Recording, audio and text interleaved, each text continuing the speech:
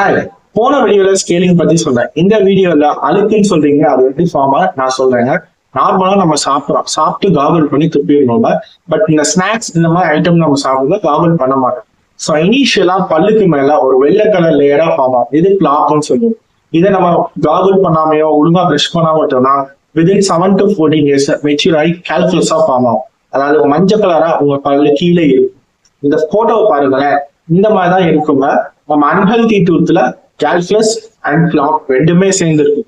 இது என்ன பண்ணலாம், கொஞ்சம் கொஞ்சமா அந்த ஈரை அரிச்சு ஈர்ல ப்ளீடிங் உண்டாகும்.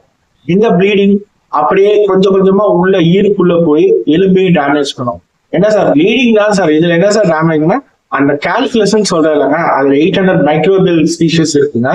இந்த மைக்ரோப்ஸ் தான் அந்த பிளட்ல ஃபார்ம் கலந்துட்டு அதை நம்ம ஈரை டேமேஜ் பண்ணுது. ஸோ ஈரை மட்டும் இல்லாம எலும்பையும் டேமேஜ் பண்ணுது. இதுதாங்க signs and symptoms of come